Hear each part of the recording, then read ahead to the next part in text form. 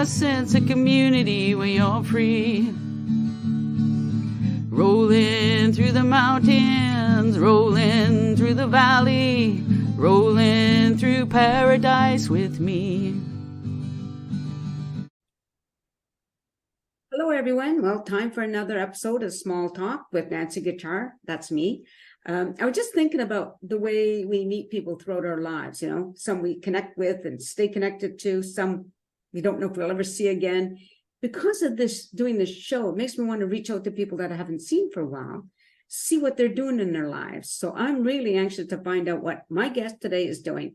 Ladies and gentlemen, Marc Baur. Welcome to the show, Marc. Thank you, Nancy. It's a pleasure to be on Small Talk. Thank you. I just want to tell people that the way I met you was when I was in Vancouver. You were an acting coach and I was taking classes, right? And I want to let everybody know that you're the person who made me feel okay about being different.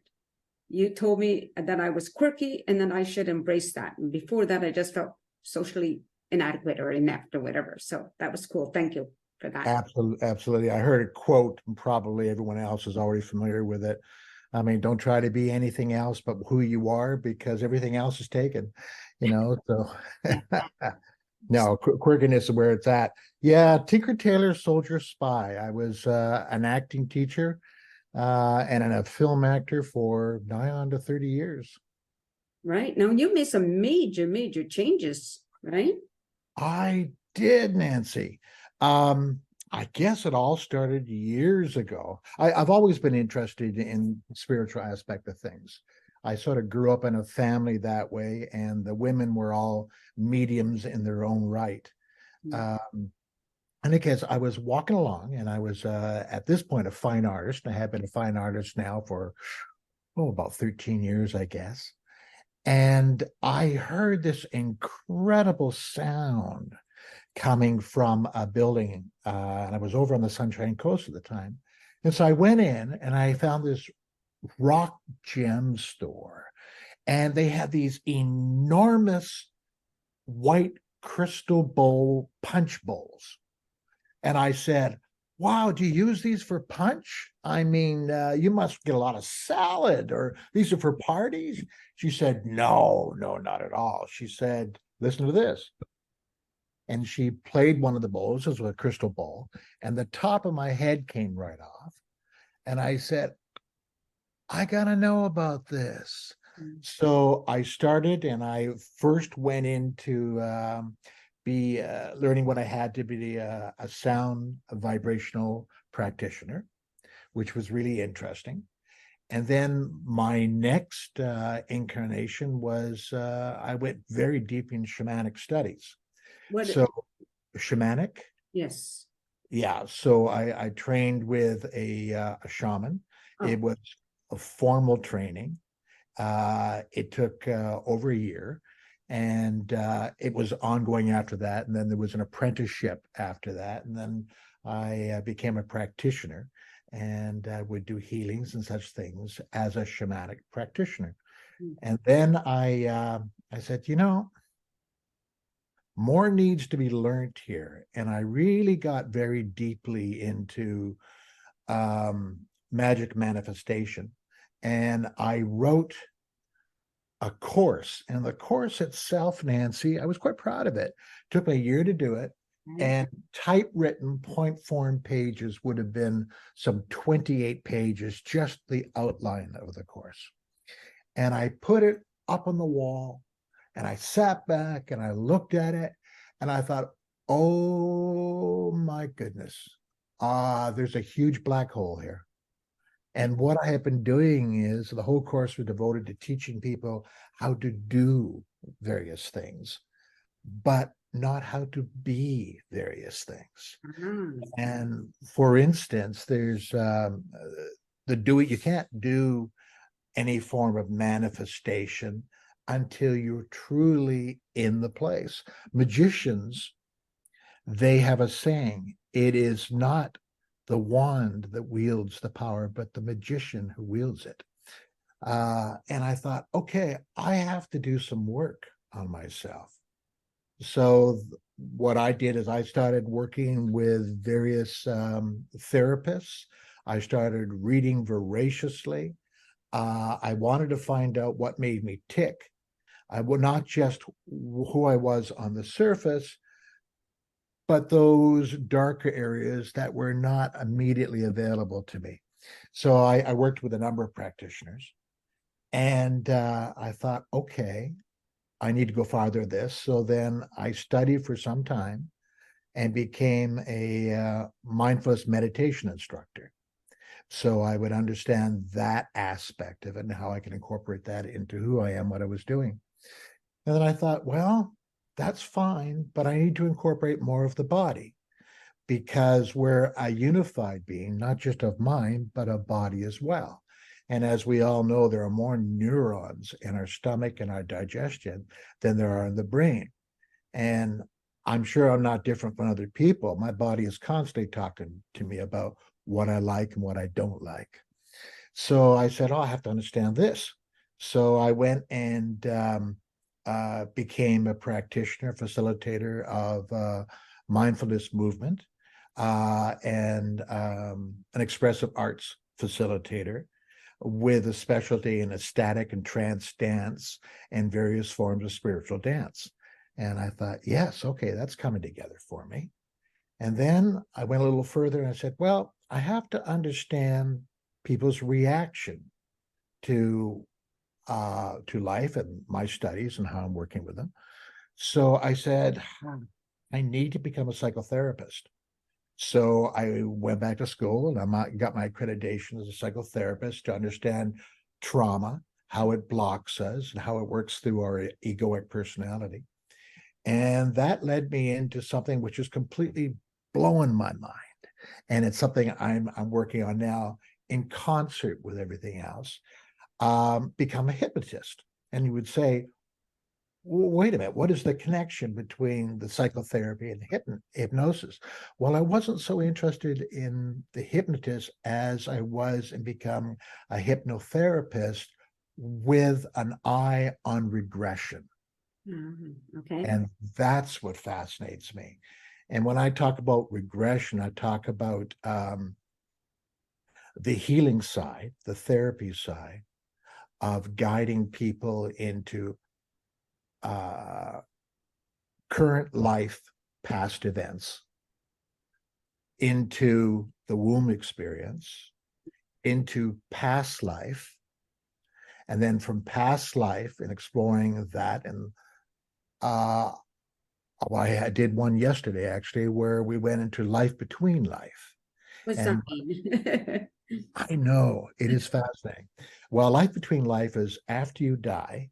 I work with the person in the soul state who is very conscious about what is happening after they died from that incarnation.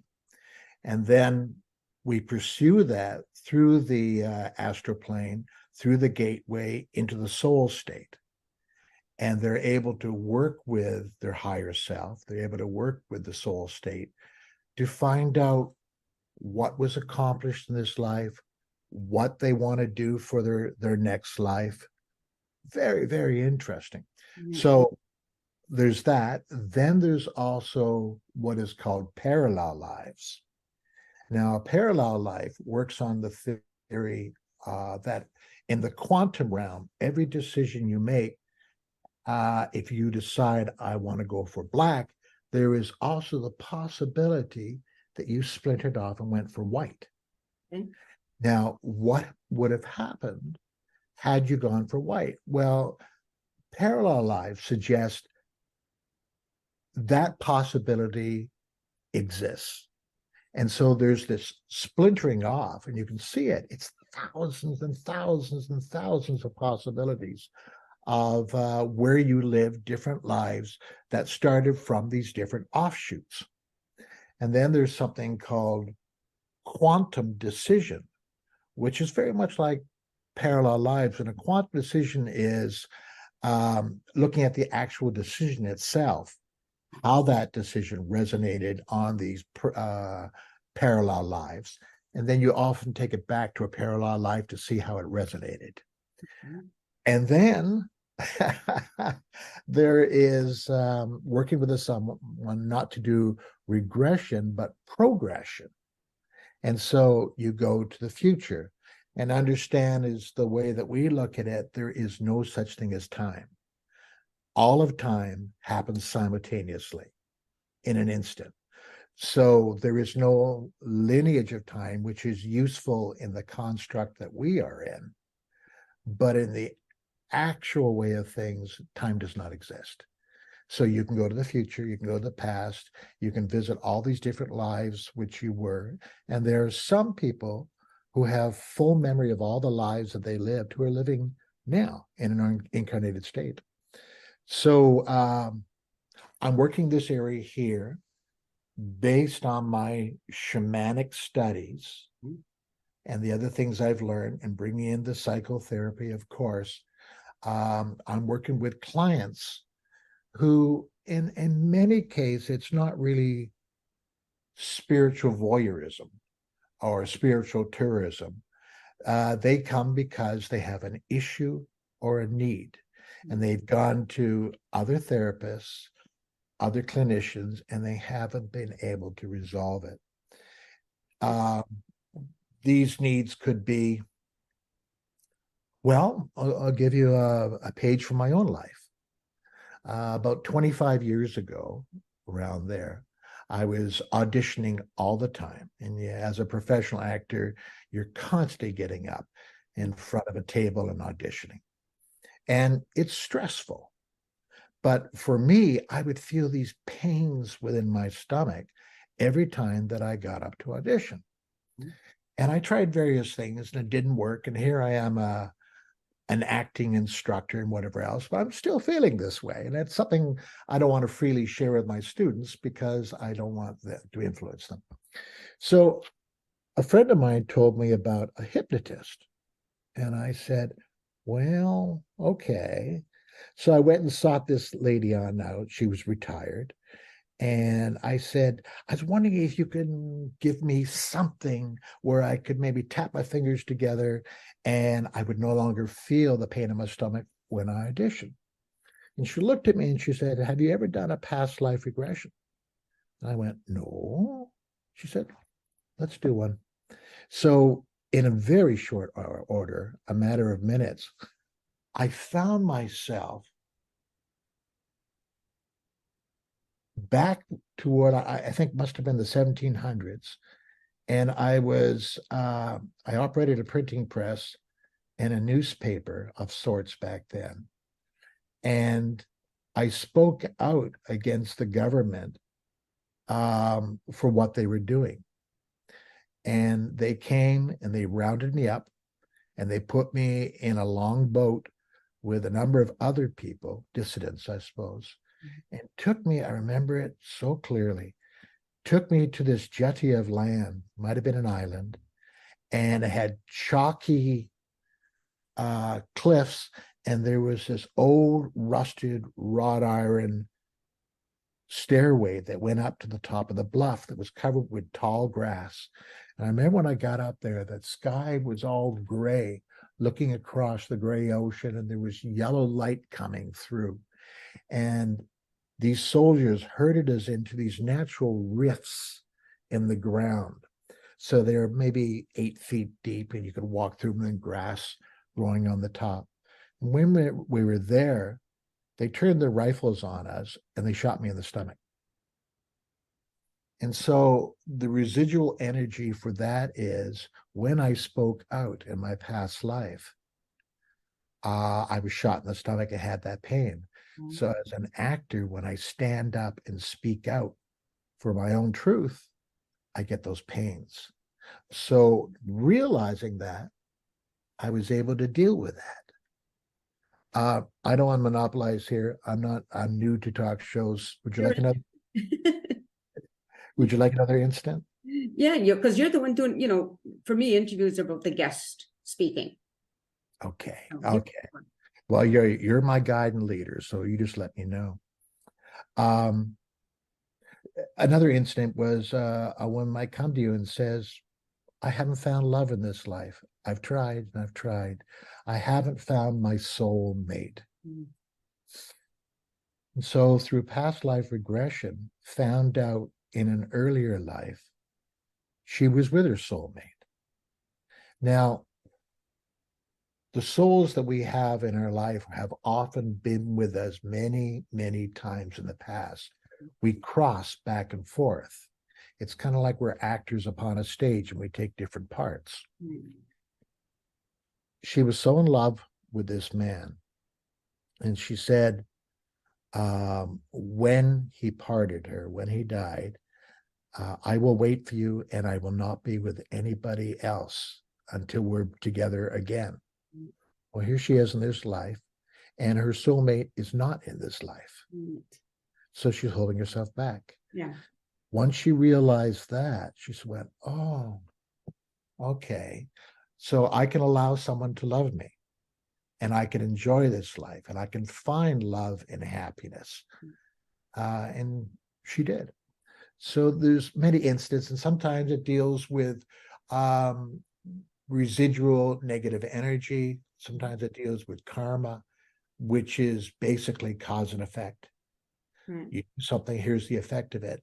And none of it is bad or wrong. Right. It's all about learning. Yeah. So I didn't resolve that here. What more can I learn? How can I take that to the next step? You know, I was thinking the other day that so often we equate suffering with being in the wrong place, Right. or doing something wrong, or ourselves being wrong, or other people being wrong. Whereas more often than not, well, in meditation, we believe suffering is caused by resistance. But more often than not, it's just proof that we're growing.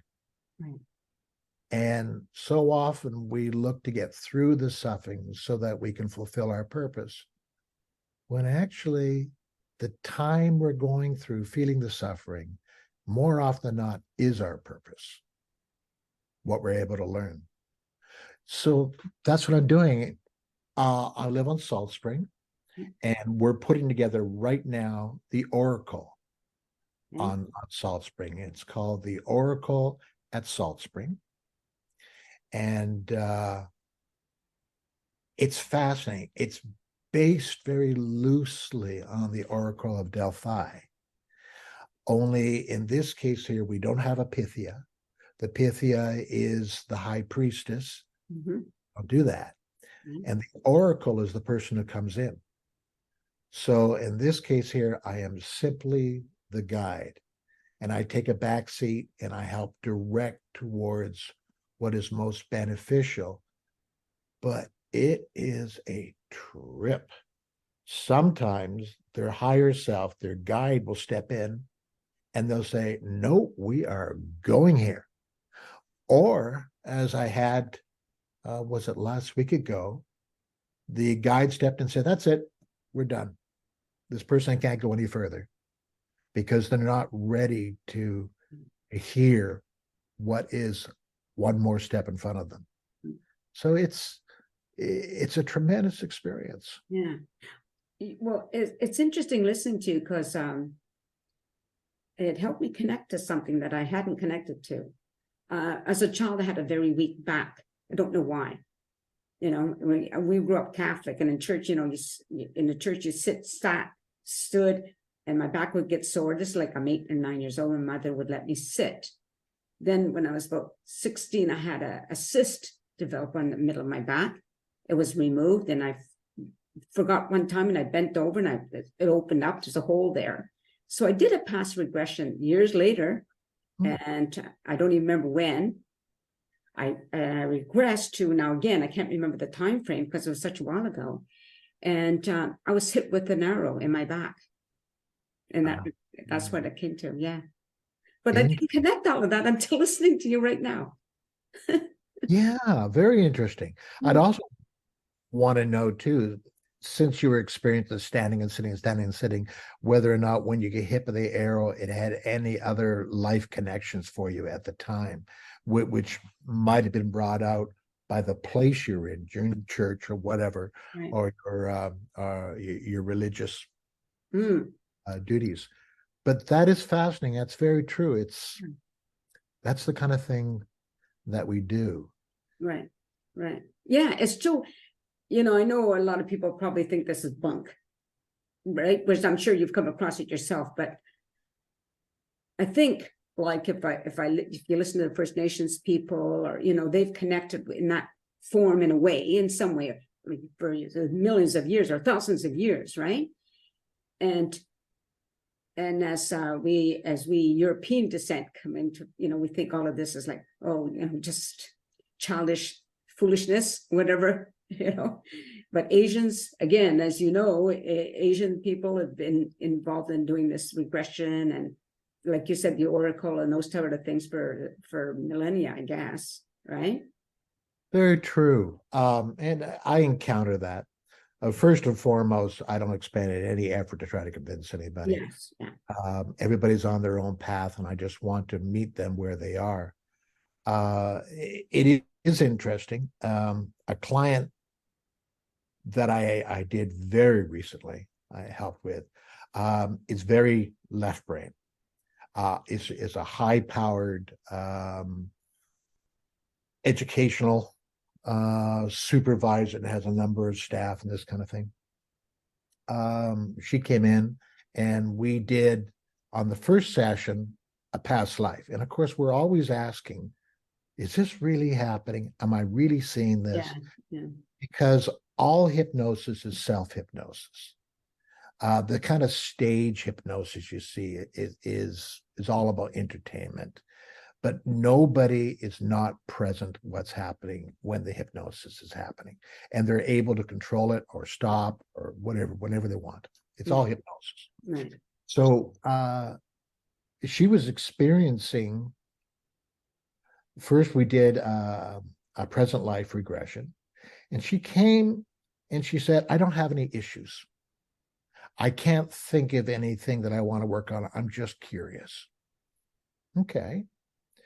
So then we just trusted her spirit guide, and lo and behold, it took her right to the first point of pain, which is the kickoff incident in somebody's life. Generally happens before age 7, where that creates patterns in their life.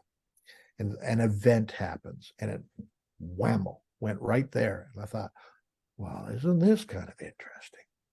And then we worked our way back to a past life. And the past life had definitely had the connective tissue between what was happening in this life and the past life. Right. And we took her right to, I took her right to her death scene. And we stopped it there. Now, she came back. She said, this is interesting. I want to go into the life between life. I want to go to the soul hub. I want to experience that and see what it's about. Great. Yeah. Went ahead and did that. And I was blown away. It's like, I'm just sitting back watching this and enjoying everything which is happening.